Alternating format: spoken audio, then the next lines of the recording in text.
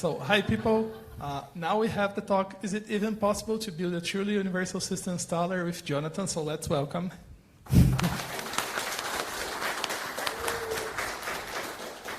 Yeah, it's been so long since I posed that question.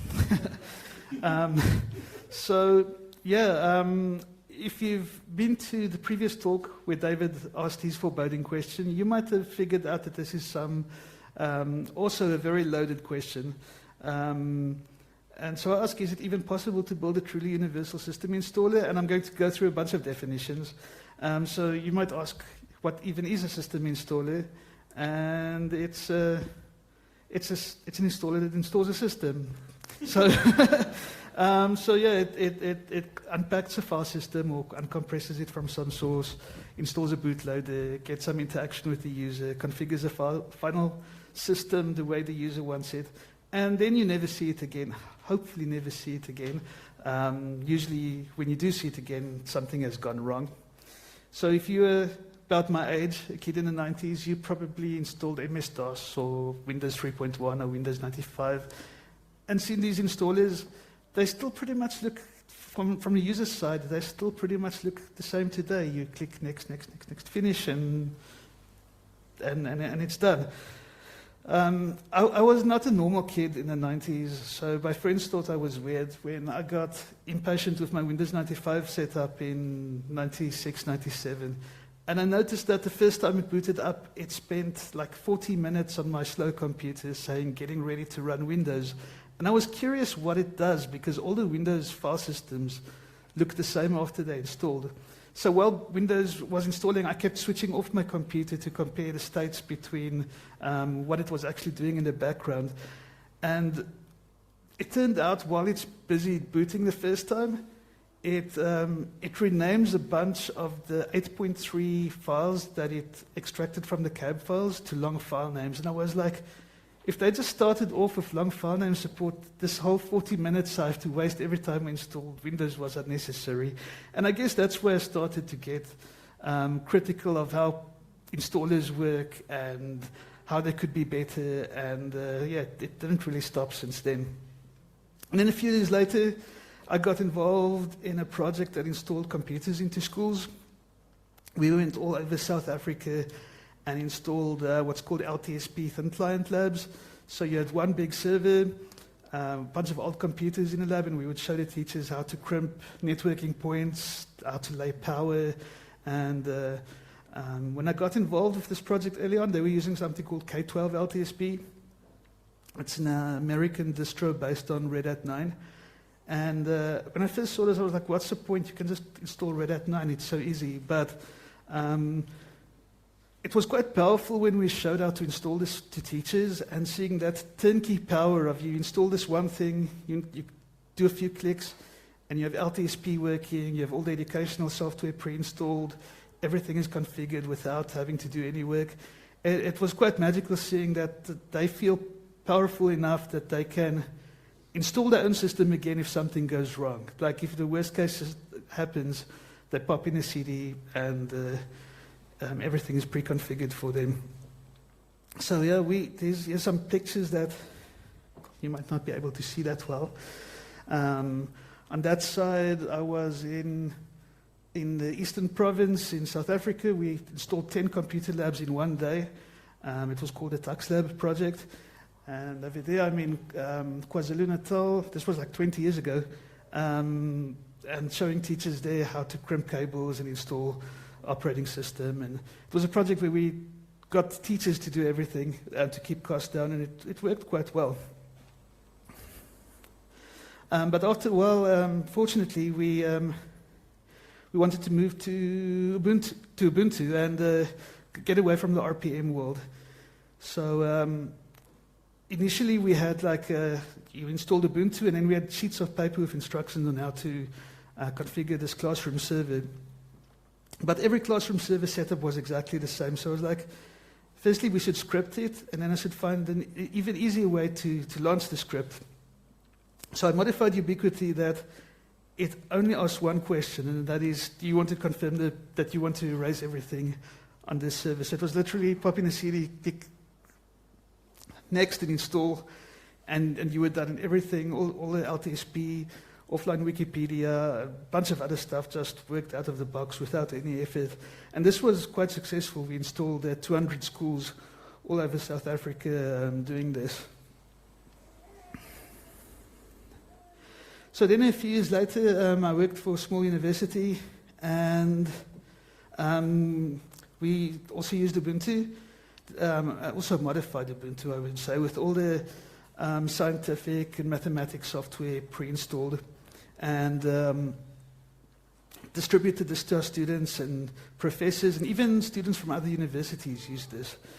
So at one point, Canonical says, they actually want us to pay to be able to do that, and we need to sign a contract with them. So we checked it out, and the actual payment was small. It was just $1. But the agreement said that we can only distribute it for students and professors within our network of universities. And we didn't really like that. So I told my boss, it's time we switch over to Debian. Everything we want is in Debian already. Let's just make the leap. But the problem was our students had struggled a bit when they installed Debian on their own laptops with Debian installers. So I thought, okay, well, it's time we put together our own installer and write something that we can use on Debian, and our students can have an easier time of installing Debian. So first I looked at the Proxmox V installer. You might have seen it if you installed Proxmox. It's quite a good installer. I'm not just saying that because they're a platinum sponsor, but the design is really cool. It's a GTK window, and then inside it renders basically WebKit, and adding extra pages seemed quite easy, and an extra configuration. Its partitioning module is a bit specialized because it's meant to be installed on servers, and it focuses on ZFS a bit. But after hacking a bit on this, people told me, no, you should really look at Calamares, check out Calamares. So I did that, and ended up packaging that for the AIMS desktop. And it worked quite well. Our students could install their system quite easily, and didn't have any major problems. So I thought, let me package it for Debian as well, so that at least if other distributions that's based on Debian also want to use it, it's there and available, and it doesn't take so much work for them to integrate it. So I uploaded it to Debian, and then Steve said, well, you know what, we should probably try it for the live images, because at that point, the way you run DI in an X session is quite complicated, and it wasn't working at that stage. So we gave it a shot. I was very scared because DI has lots of bugs, and I was thinking if I do that, it would open the floodgates for bug reports, and suddenly I would have hundreds of bugs to deal on my DDPO page. But it's been great. Like even today, I think there's less than 10 bugs open against Calamares. There's so few that I almost know them out of my head. And yeah, it actually worked out quite well in Debian too. It proved that a simple installer can work for Debian and has value. It's also what they call themselves a universal installer, in the sense that they work on any Linux distribution. They're not specifically meant for Debian or any distribution. But we found in Debian it has its shortcomings too, like it doesn't support RAID, it falls over when it encounters an existing LVM installation. It has many issues that's difficult to fix. I wanted to make translations better. I couldn't access the data store from a Python script. I wanted to add popcorn support. There's a bug where on the first screen it tells you whether you have power connected in internet, and that doesn't get updated when you change the state, which is fine. Someone filed a bug about this, and they just said, no, it's too complicated to fix. And I was like, it doesn't seem like something that should be complicated to fix. But that's the problem with Calamares. You need to be very good with C++ and QML, and it's just difficult to contribute to. So for this talk, I wanted to make a nice, like a Wikipedia-style table where you can have all the installers and compare them. But it's difficult because they're such apples and oranges. They're completely different beasts. Each one tries to solve a different problem. Many of them are tied to one distribution. I think Calamares is like the only real big one that attempts to be generic. I don't know I know there's been other small ones, but they never took off, or they're not really widely used by anyone. And sometimes they differ in features, whether they're automatable. Some focus on file system features. Some try to focus on being a NAS or a media center. When Debian, we try to be everything, which needs a very complex installer.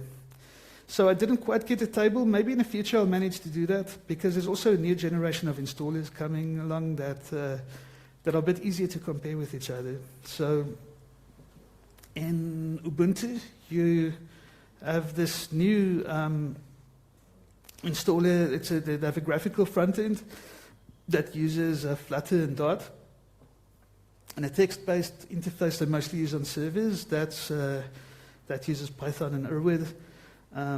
Both of these basically just collect the data from the user. What do you want to do?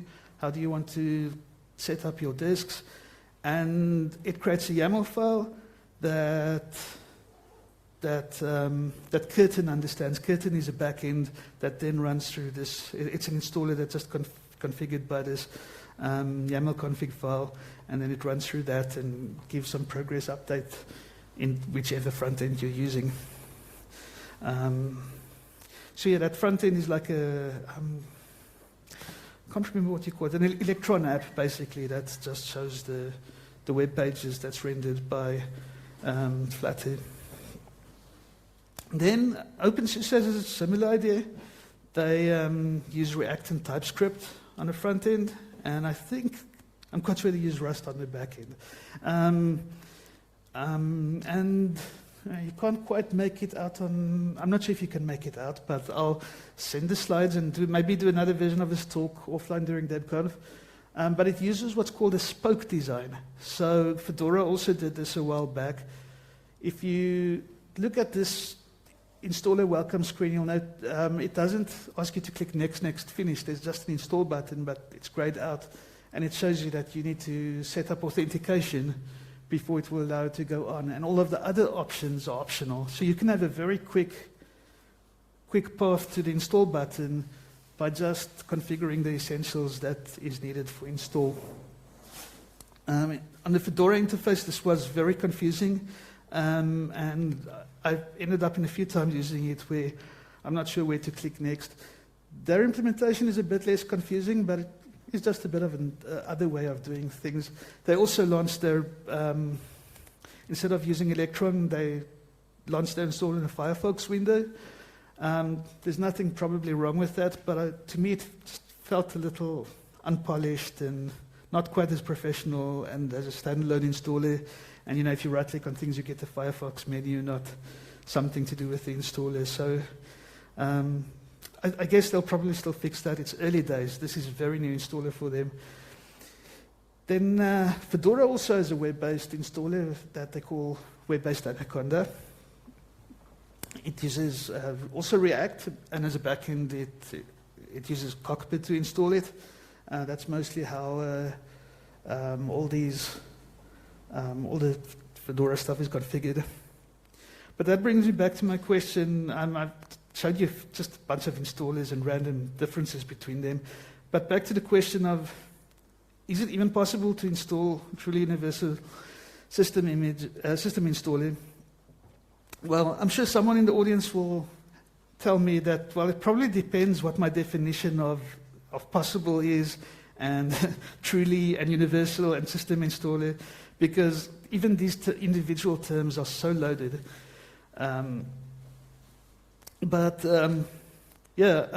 For me, I think of something like Calamares, but that's easier to contribute to, that is easier to understand, that can be expanded to a lot more, so that we can have less installers. There's literally over 100 of them that exist in the Linux world, and I don't think we need quite as many. So with many things, I took the attitude of, well, there's just one way to find out. And actually, back in 2018, 2019, I spoke about installers to anyone at DebConf willing to listen. But in 2020, I became DPL, and this whole exercise just moved to the side a bit. But the last year and a half or so, I've had more time, and not as much as I would like, but enough time to start and get a POC built. And I actually have something to show you today, which is quite nice. So I just need to switch my screen mode, and then I can probably... Hopefully this doesn't mess too much of a video team. Come on, laptop. You can do it.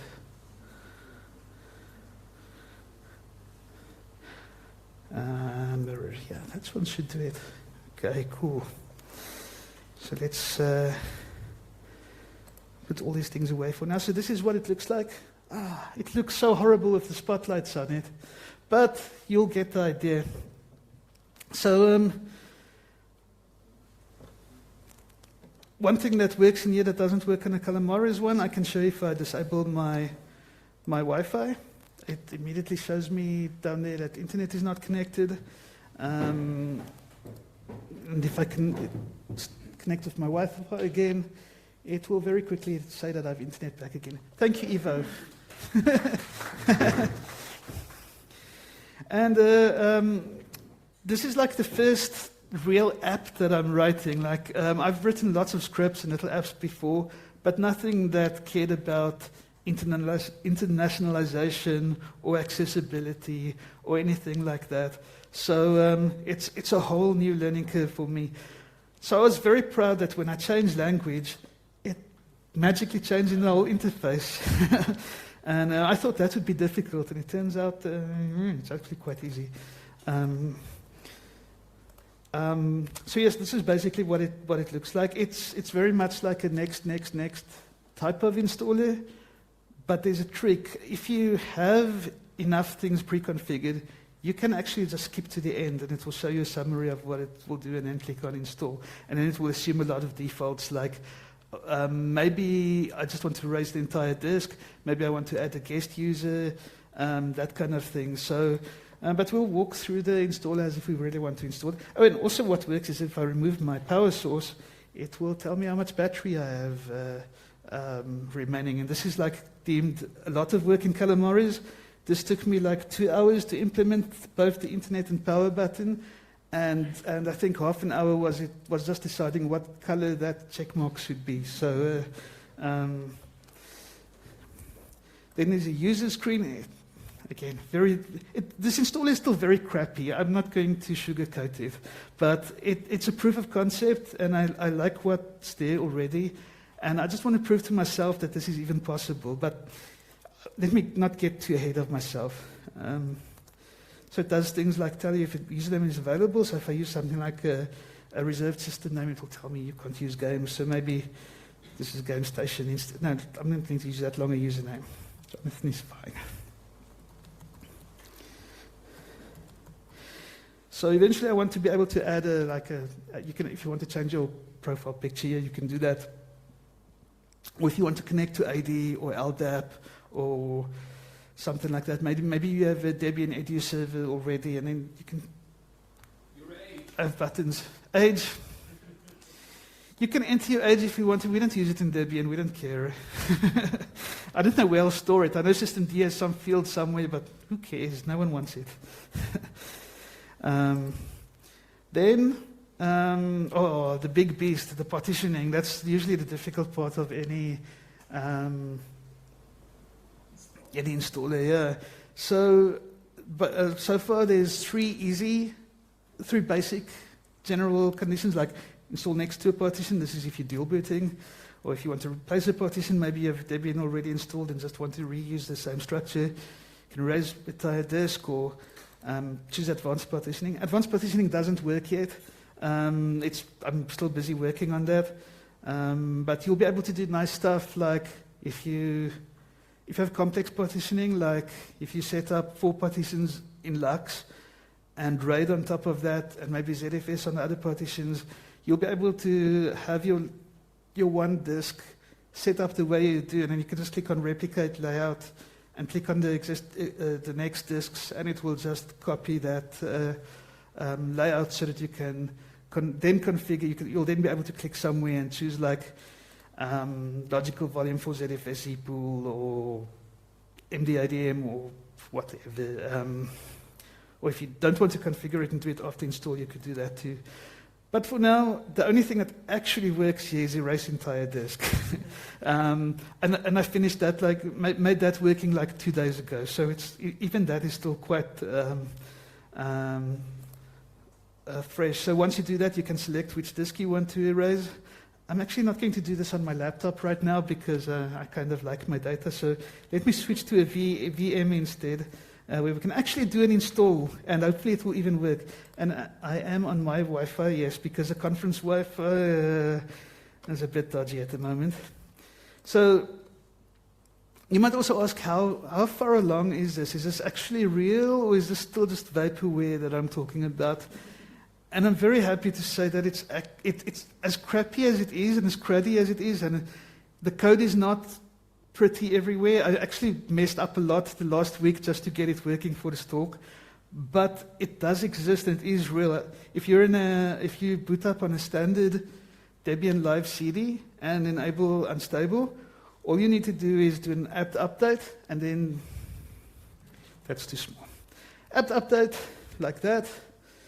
And then apt install Yassi daemon, and then it's installed. That's all it takes to get it working on a bog standard Debian Live ISO. And then Yassi daemon still runs as root. I'll probably fix that in the future. It doesn't need to do everything as root, so I'll individually escalate privilege as needed for the stuff that needs it in a later version. But for now, just run it as root. And then in another window, you can run Yassi, web client. Yeah, it's a web interface, if you haven't figured that from the name yet. And there you go. This is Yassi running on a very standard Debian Live image. The way this one is configured,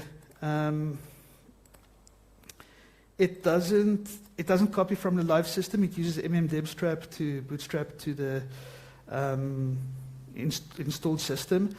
Eventually, Yassi will be able to use any method you want, like mmdebstrap, debootstrap, copy from a local squash FS, download an image from the cloud, or download maybe an image that you backed up from your laptop to another server, or Samba share, or SSHFS, or whatever. So there will be many ways you can get an image installed once this is all done. I can't type and talk at the same time. So yeah, erase entire disk. I used to have a pretty thing for when there was an empty disk, and I somehow broke that this week, so it's one of those things. Oh yeah, and then on the software screen you can install Popcorn, or install a desktop environment. I'm going to stick with none for now because I want this to go fast, and I'm installing over a mobile connection. And yeah, once you are ready, you can review all the changes and click and install, and hopefully that will work. So this is the phase where it runs mmdebstrap. It's the longest phase. It usually takes about a minute, I think, over Wi-Fi connection. So we just have to be a little patient.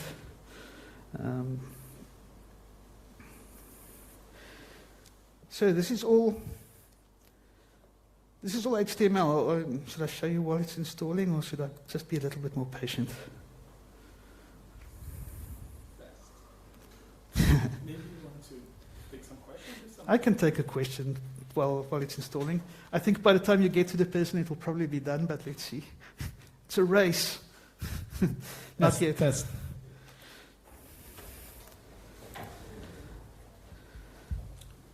So, thanks a lot, Jonathan, to take care of that, because that's an issue we have for a long, long time. It's very good that you're interested in it and that you're doing it. Obviously here you are addressing a single computer installation, probably aimed at desktop, so for someone's own use. have you ever considered an installer that would also work for servers, and particularly multiple servers at once, where the paradigm is completely different, where you have servers that should report their hardware to a central system, and then you can click, say, install these 5 servers this way? Yes. And I'm glad you asked that question. I'm going to get to part of that next. Servers are definitely part of the scope in many different ways. It's at least part of the MMDebstrat part. I'll get to that next. So, but yeah, in a nutshell, servers are a very important part of this. Maybe not for the initial feature. For the next 6 months, I want to focus on getting the basic partitioning working properly, and just getting more of the framework and nuts and bolts. And then next year, I want to focus more on partitioning for servers and the type of getting a TTY serial console to work and all of those kind of things. But it's definitely on the roadmap. If we talk about multiple servers, I don't have specific plans for that. We'll talk a bit about that more maybe afterwards. How can you contribute to that part? That's the question. That is something I need to figure out, because I've historically been a terrible upstream. And things that I wrote a decade ago, I look at it now and again and I see there's like 10 merge requests pending from 8 years ago. And I'm like, okay. I have to learn translations, how to deal with that. There's lots of people who said at DebConf they'll help me with that. So I'm very happy with, even with the structure and now to ask for volunteers. So I'm glad, there's people who will help with that. But initially, I just want to write a good guide on how the whole thing works technically from the bottom up. I'll show you some slides in this talk that explains it too. So by the end of its talk, you should actually understand exactly how Yassi works from beginning to end, because it's so simple. It's mind-bogglingly simple even. And I think that's its strength, because it's modular. It's easy to contribute to. I've listened to people who say, no, it must have this feature, it must have this feature by launch. I haven't come across a feature that's actually difficult to implement yet. So I think it just needs time and some elbow work. And now we have the dreaded, probably updating NitramFS that's running there while it's installing Linux. Another question? So, thanks so much for working on this. I am wondering, partitioning has been solved over and over again. You have showed these installers, quite a number of them. Some do that better than some else. What's the biggest challenge in reusing pick an installer, a partitioner that is doing that properly and integrating that in the world? What's the biggest challenge here? I think the biggest challenge is finding something that's also understandable by our end users and by system administrations out there. Like if you look at DI, for example, it uses something that's called, I think it's BNF notation. It's like a very scientific type of notation, how you can structure any kind of data. But most people who haven't studied computer science wouldn't know how that works. And I don't want my users to need a computer science degree in order to configure their partitioning for their organization. I want to keep it simple. Like if you look at the list of parted commands, for example, you can figure out what it's doing by just looking at those. So maybe it doesn't necessarily have to be parted commands, but I want it something easy to understand and difficult to break. That's a challenge. So yeah, let me reboot this now and see if it actually reboots into a Debian system, because that's the other tough part of the challenge. Grub, that's a good sign. And yeah, there's my my user even works. Although I don't have bash as a shell, I'll change that in the defaults later on. But small potatoes. At least it installs a Debian system. So how does all of this work? So and mention it's a web interface. You'll notice if I open, okay, let me open Firefox again. I think I still have Yassi running there. So localhost 927.4 spells Yassi, by the way, if you ever forget what port it is. And I need to add a /welcome at the end. And here you can see the whole thing is just normal HTML and CSS in a browser. It actually takes the magic away a bit to see it working in a browser. Like I think Thomas asked me earlier this week, was this very complicated to do, these bars of partitions? Because it kind of looks nice. But if you look at the source code, you see all the menus at the top for welcome and users. Yeah, that would be good. So there's the menu you see on top, which is just a bunch of URLs. It's so boring. And here's a list of partitioning. And I mean, I have some inline CSS there. I know some people will hate me for it. I'll move that over to its external CSS files. I'm still experimenting and making it work, but it's so basic. It's just a for loop that iterates over my list of partitions and put some CSS with it. So not really very difficult at all. So this installer, this installer is so modular that it's difficult for me to define which part of it is actually the installer, because this doesn't actually do any installation by its own. It loads a YAML file that is actually a recipe, and then all it does is changes the values of that YAML file based on what I do here in the front end. So you actually don't even need this front end at all. I'm going to go back to my VM. Where did I have it?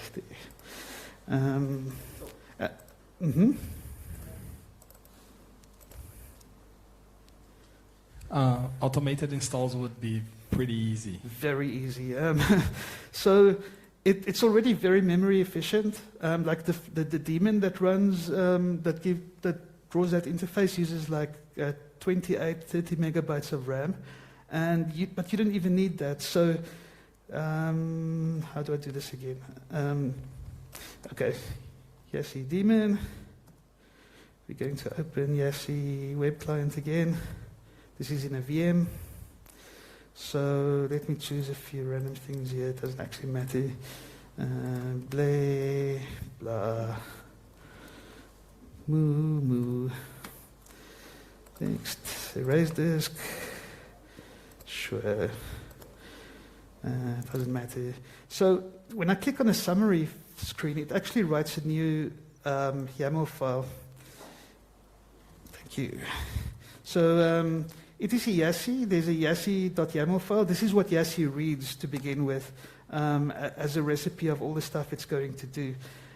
Then when you click on summary, it actually writes a new one called final install.yaml. Sorry, I should have made this bigger.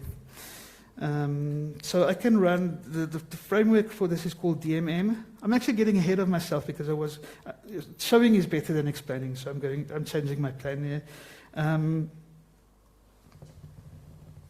So if I do a sudo DMM perform recipe, and it has to take the whole full path, it will actually run. This is what DMM looks like. So I think it didn't properly work because I don't actually know why it didn't. But but this is what it looks like in a nutshell. Oh, I think something is halfway configured, but it's fine. I have some slides that further demonstrate that, so let me get to them. I forgot where I was. The stack is basically that window that you saw is PyWebView. It's a very nifty framework for Python for making web apps, and it means that we don't have to launch a full Firefox and draw the installer in there.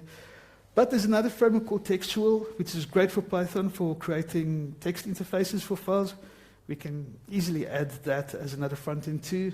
I also want to add something quite low level like curl. So even if curl is all you have, you can send commands to your Raspberry Pi 0, whatever is running an installer, and interact with it like that quite easily. Also maybe an assistant. I was thinking in terms of if someone is blind, they can perhaps say, hey Alexa, find the system installers on my network, and it will say, hey, there's a Debian installer running on that machine. Would you like to continue with voice prompts? And of course, So someone mentioned earlier this week that if it doesn't have all the features that DI has, it will have no feature in the long term. So of course it will support serial output too. It's just a question of how we present that. That's really a challenge, because I even want that to be easy. But even though everything is easy, I have a big list of features that that I want to implement. So it's not just about making something easy. It's about making the difficult things possible in an installer, which is very limiting in the current installer. So yeah, that web interface is rendered by Flask. Flask has a plugin called Blueprints. It allows you to make apps for your Flask app. So each one of those menu items you saw in the installer is actually a separate app, and you can swap them out for your own one if you're doing your own installer, or skip them entirely.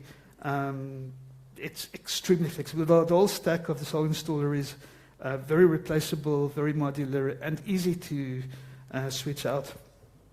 And then I use two little frameworks for CSS and making Ajax-y kind of stuff a little bit easier with HTMX. And then on the layer below that, it gives that YAML file to DMM, which is just a wrapper for a bunch of simple Python wrappers around all the standard little tools that we use almost every day.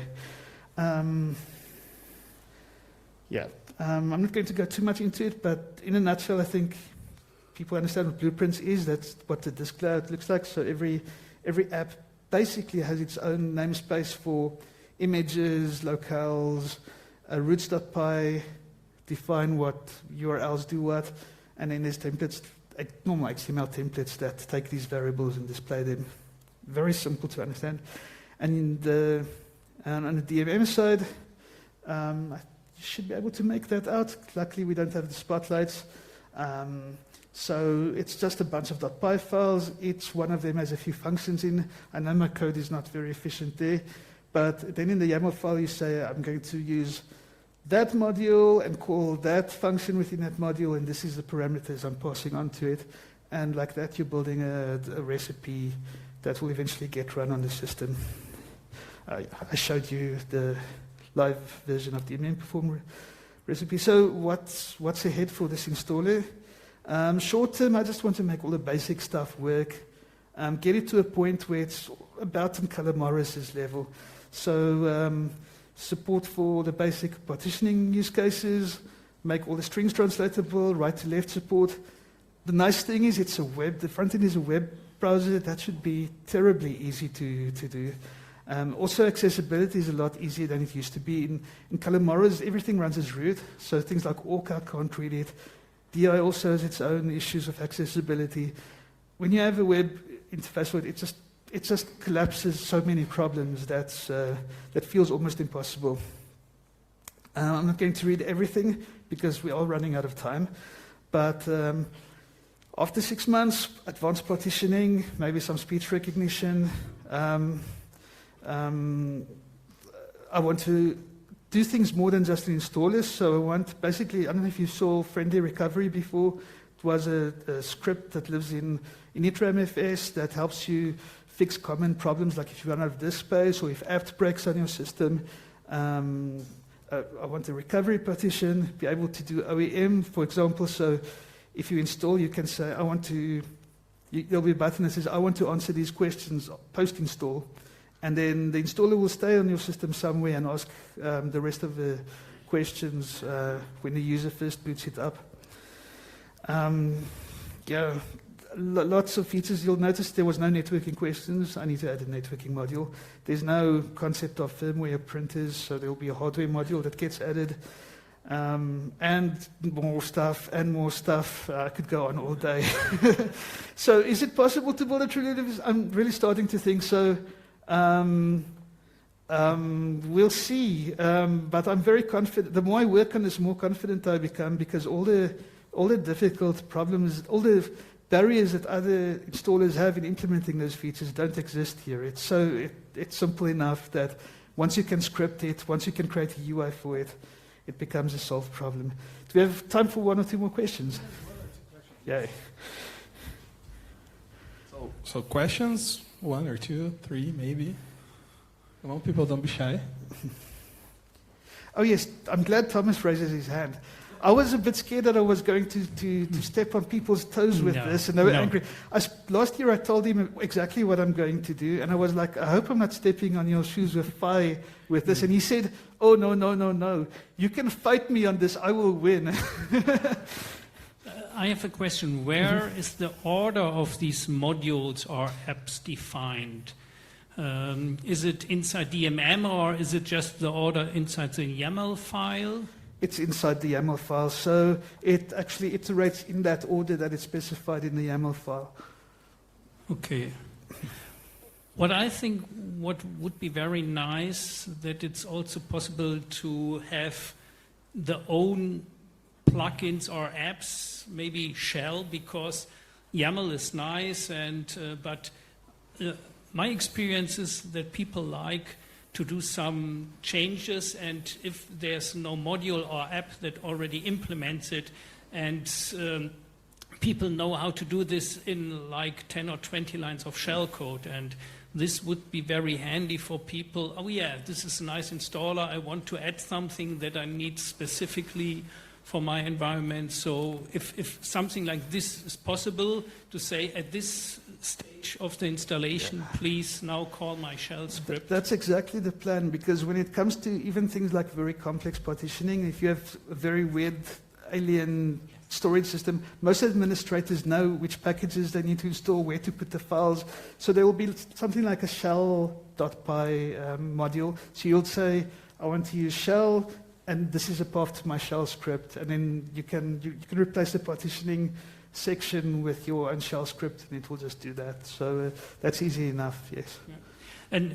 And I should suggest also, if you have a lot of ideas, try to implement only a few, and then that people can work on it, and then you get feedback. That would be better than saying, oh, I have 100 ideas, I want to implement all of them now, or very fast. Even if it's only 50% that's working really nicely, people will adapt it and use it. And I'm trying to. It's hard not to get excited about this stuff. I can imagine. Thank you. Thanks. Hi, this is too much of an edge case, but in some laptops, you can't just write on VRAM when you install the bootloader.